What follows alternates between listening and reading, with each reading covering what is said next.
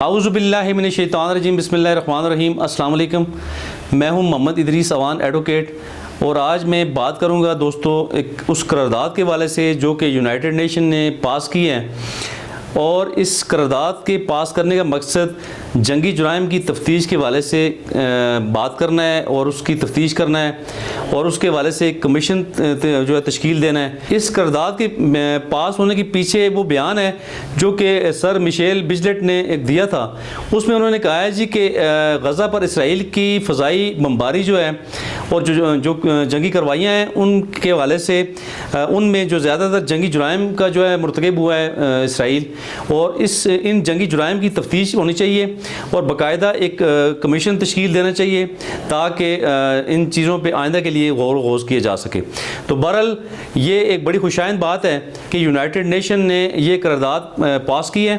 اور اس میں زیادہ جو رول ہے انسانی حقوق کے ادارے جو وہاں پہ جو ادارے موجود ہیں، جو کونسل موجود ہے،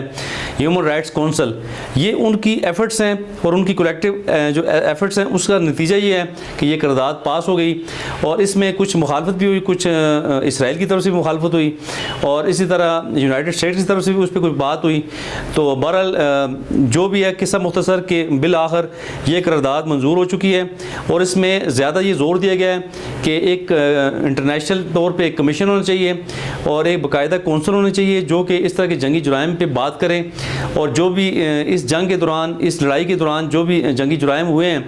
ان کی تفتیش بھی ہونی چاہیے، اور آئندہ کے لیے جو بھی اس طرح کی لڑائیاں یا جو بھی اس طرح کے جنگی مسائل ہیں، جو جنگی جرائم سامنے آئیں گے ان پہ بھی کھل کے بات ہونی چاہیے۔ تو بہرحال یہ بہت ہی بڑی کامیابی ہے کہ ایک انٹرنیشنل فورم پہ بات ہو چکی اور اس پہ انسانی حقوق کے حوالے سے پیش رفت ہوئی، اور ان مظلوم جو جنگی جو وہ ہمارے شہداء ہیں جو کسی بھی جنگ میں آئندہ خدا نہ کرے ایسی کوئی بات ہو تو اس حوالے سے ایڈریس کیا گیا ہے کہ جنگی جرائم کی روک تھام بھی ہونی چاہیے اور ان کی باقاعدہ تفتیش ہونی چاہیے اور اس پہ کھل کے بات ہونی چاہیے۔ تو بہرحال یہ ہم اس کو اپریشیٹ کرتے ہیں، بلکہ پوری دنیا کو اس پہ بات بھی کرنی چاہیے، اپریسیشن بھی کرنی چاہیے۔ تو بہرحال بہت خوشائند بات ہے۔ تو اسی طرح کے ٹریٹیز ہونے چاہیے، اسی طرح کے معاہدات ہونے چاہیے، اس طرح کی قراردادیں منظور ہونی چاہیے تاکہ دنیا میں انسان امن سے رہ سکیں، اور جتنی بھی بدعملی ہیں اس کو ہم روک سکیں، پوری دنیا مل کے جو ہے نا جی بدعملی کے خلاف بات کر سکے۔ السلام علیکم جی۔